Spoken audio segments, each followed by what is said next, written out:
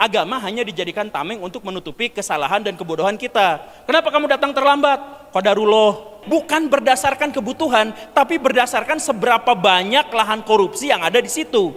Makanya orang-orang yang cerdas gak akan ada yang mau jadi petani. Karena kalau jadi petani di Indonesia, keuntungannya sangat-sangat kecil. Toh kita dicap sebagai negara penyelenggara pendidikan terburuk dari tahun 2003 sampai sekarang.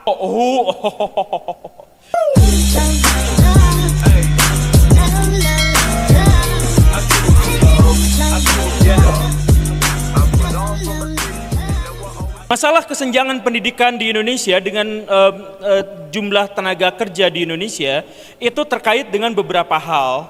Yang pertama itu adalah kita mulai dari hal yang sederhana.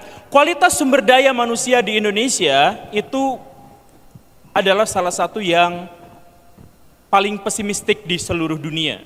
Jadi misalkan kita lihat bagaimana karakteristik generasi-generasi yang akan menjadi usia produktif di masa depan, dalam beberapa tahun ke depan. Kita mengetahui bahwa siswa dan mahasiswa di Indonesia menempati peringkat yang sangat rendah untuk kemampuan berlogika. Logika bahasa kita itu ternyata hanya sekitar 20-30% orang yang benar-benar memahaminya. Jadi ada sebuah kriteria di mana misalkan hanya sepertiga anak-anak di Indonesia yang bisa menemukan kalimat inti dari sebuah paragraf. Di Indonesia itu cuma sepertiganya. Kemampuan mereka dalam logika dasar matematika itu juga salah satu yang terendah di seluruh dunia. Hanya 20% yang mampu dasar-dasar logika matematika. Dan kemudian masalah yang lebih buruknya lagi adalah sains. Masyarakat Indonesia itu relatif tidak peduli pada sains. Bahkan sains yang populer pun mereka cenderung tidak peduli. Nah, dari hal-hal yang seperti ini bisa kita lihat bahwa sebenarnya kita tuh tidak mungkin dalam konteks ini dengan kriteria ini, kita tidak mungkin bisa bersaing dengan negara-negara di luar sana. Kalau misalkan kita mau menatap tahun 2045. Karena tahun 2045 itu berarti apa? 2045 itu adalah singularitas dari artificial intelligence, di mana artificial intelligence itu akan menjadi lebih cerdas daripada seluruh gabungan manusia di seluruh dunia dalam sejarah. Digabungin masih lebih cerdas AI. Tahun 2045 itulah yang disebut dengan singularitas.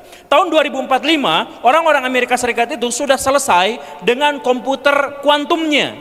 Tahun 2045 itu Cina sudah jualan ITER, jualan bahan dari sumber daya yang tidak terbaharui, yang tidak bisa habis, yaitu bahan bakar hidrogen dirubah. Pernah nonton film Iron Man kan?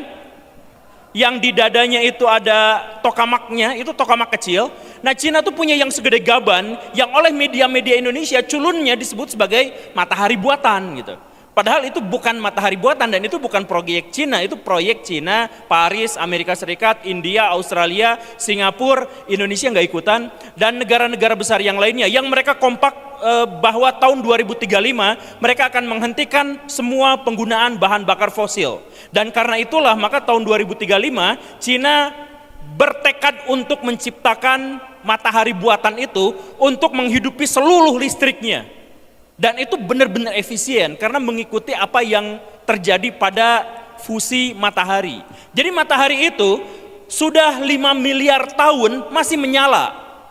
Karena efisiensi bahan bakar yang luar biasa. Nah, itu ditiru oleh orang-orang Cina, India, Amerika Serikat dalam proyek ITER itu. Kita boro-boro menjadikan itu sebagai pikiran bahwa ke depan kita juga harus seperti itu. Netizen-netizen kita malah dibombardir dengan berita-berita palsu bahwa Cina mau menyaingi Tuhan dengan mendirikan matahari buatan gitu. Kan kacau gitu. Ya karena apa? Karena kita anti sains seperti yang dijelaskan tadi gitu. Jadi sains di Indonesia itu sering dibentur-benturkan dengan agama, dibenturkan dengan budaya. Kita ketakutan dengan tren sains di dunia. Tetapi saya katakan, kalau misalkan Indonesia tahun 2045 katanya akan menjadi negara yang merayakan hari ulang tahun emasnya yang ke-100 tahun 2045, kita lihat Korea dengan teknologi kuantumnya sudah akan merajai dunia. Amerika Serikat dengan komputer kuantumnya. Kemudian misalkan yang Cina dengan energinya itu dan lain sebagainya. AI itu akan digunakan di seluruh dunia. Tahun 2045 Indonesia targetnya apa? Targetnya menjadi lumbung pangan dunia. Menjadi petani lagi. Dan luar biasanya dari lumbung pangan dunia yang katanya akan digelontorkan tahun 2045 itu, sekarang datanya dikeluarkan sama BPS menyebut apa? Setiap tahun kita kehilangan 150.000 hektar sawah per tahun. Dan tidak ada program apapun dari pemerintah yang sampai sejauh ini bisa menjadi kompensasi atas kehilangan sawah itu. Bayangkan 150.000 hektar sawah per tahunnya. Itu kenapa seperti itu? Karena kalau misalkan kita mau jadi petani, misal kita punya 1 hektar tanah, keuntungan setahunnya cuma 6 juta rupiah. Keuntungan setahun per 1 hektar. Seandainya itu dijadikan lapangan futsal, dijadikan restoran, dijadikan parkir mobil, itu keuntungannya jauh lebih besar. Makanya orang-orang yang cerdas gak akan ada yang mau jadi petani. Karena kalau jadi petani di Indonesia, keuntungannya sangat-sangat kecil. Dan karena keuntungannya sangat kecil, maka tidak akan ada yang mau punya sawah. Karena itu setiap orang yang punya sawah, kalau dia punya kesempatan untuk menjualnya, pasti dijual. Pasti alih fungsi, dan akhirnya kita kehabisan bahan pangan tahun 2045. Bukan kita menjadi lumbung pangan dunia. Sampai sekarang kebutuhan kita impor terhadap beras Tiongkok, beras Vietnam, beras Thailand itu terus meningkat dari tahun ke tahun karena jumlah petani semakin menyusut, jumlah sawah makin habis. Lalu kita berpikir bahwa tahun 2045 kita akan berubah menjadi negara lumbung pangan dunia. Logikanya di mana? Kan gak ada. Nah, dari situ masalah berikutnya muncul. Kenapa bisa seperti itu? Karena sumber daya manusia Indonesia itu kurang. Seperti yang tadi dijelaskan, misalkan kemampuan kita dalam bernalar sedikit, kemampuan kita dalam berbicara sedikit, kemampuan dalam beretorika tidak banyak.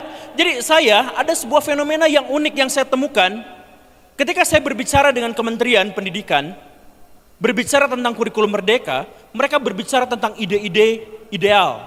Ketika saya sampai ke bawah, saya guru honorer sampai sekarang, saya dilatih oleh dinas pendidikan gini. Ternyata yang diajarkan tentang kurikulum merdeka itu apa? Yang diajarkan itu adalah birokrasi, administrasi, yang sama sekali jauh dari ide-ide yang digelontorkan oleh pemerintah.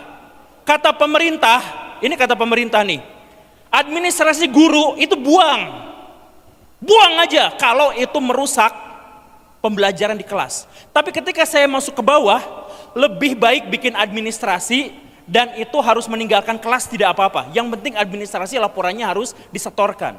Kan ngaco. Kenapa seperti itu? Karena tidak ada orang yang mampu menyampaikan pesan-pesan secara lugas dari atas ke bawah. Birokrasinya luar biasa, akhirnya distorsinya juga luar biasa. Nah, ini terjadi di seluruh kementerian di Indonesia. Dari atas kayak gimana sampai ke bawahnya beda gitu. Akhirnya program-program pemerintah kacau. Dan kenapa program pemerintah kacau? Karena ternyata, saya mohon maaf, saya tidak sebutkan semuanya, tapi birokrat-birokrat di Indonesia itu adalah salah satu birokrat yang paling mengerikan di dunia. Coba bayangkan, misalkan, gimana cara kita menyelenggarakan pendidikan? Toh kita dicap sebagai negara penyelenggara pendidikan terburuk dari tahun 2003 sampai sekarang. Kita terburuk papan bawah, tiga strip papan bawah terus-terusan selama lebih dari 20 tahun. Kenapa seperti itu?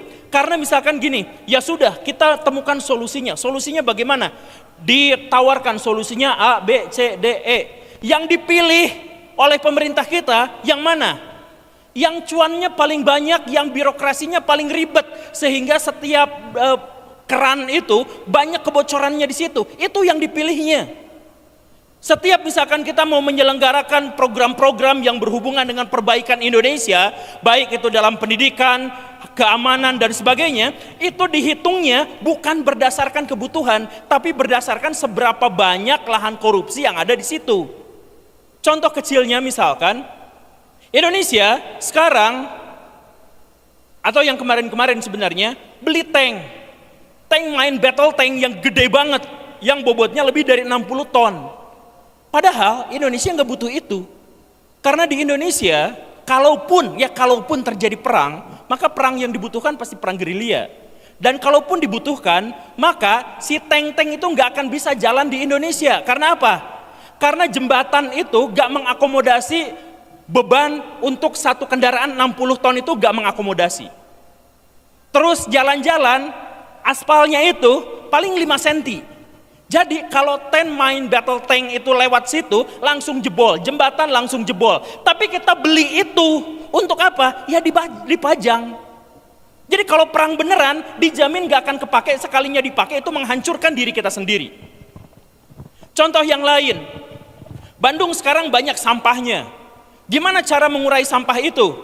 Dibuang ke Kabupaten Bandung. Dibuang, di situ ada tempat penyimpanan sampah sampai setinggi gunung gitu. Lalu datang investor Jepang. Sudahlah, kami punya alat untuk mengolah sampah.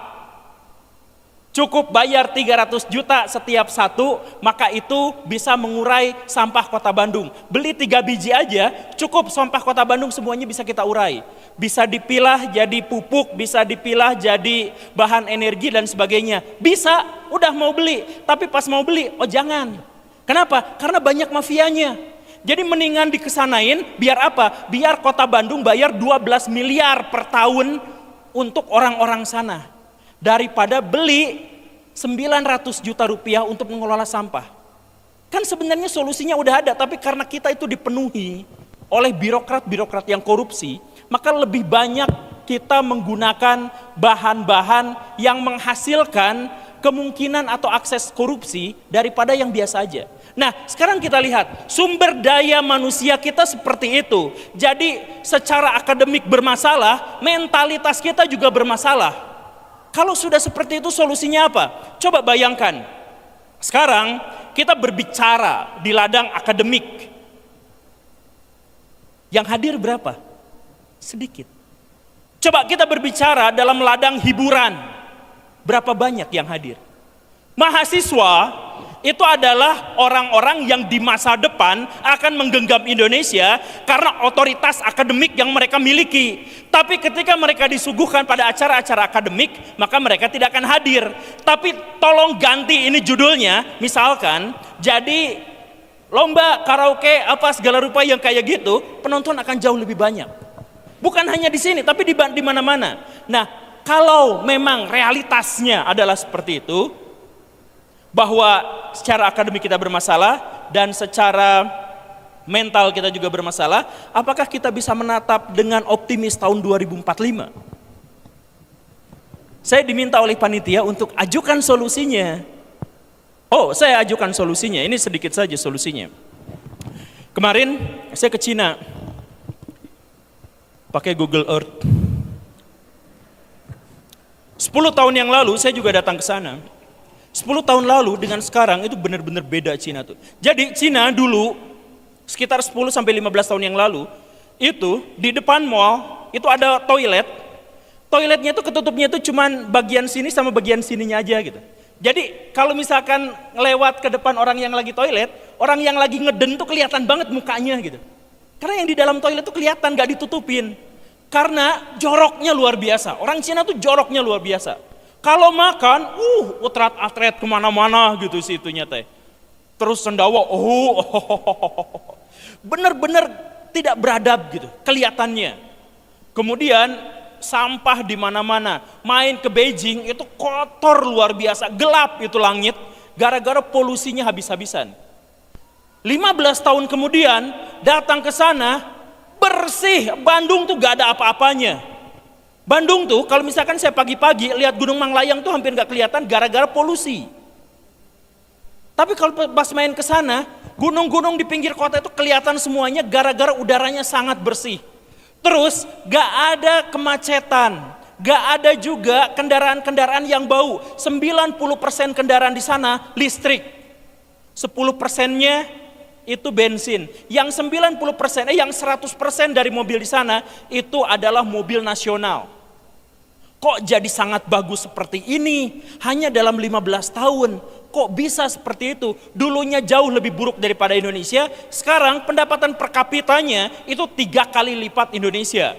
Dan berhubung bahwa mereka itu adalah negara yang jumlah penduduknya sekitar 5 kali lipat dari kita, maka kemakmuran mereka itu berarti 15 kali lipat daripada Indonesia, dan itu bisa mereka raih dalam 15 tahun. Karena sebelumnya pendapatan per kapita mereka itu hanya sekitar 1/3 dari Indonesia. Sekarang 3 kali lipat dalam 15 tahun. Kok bisa seperti itu?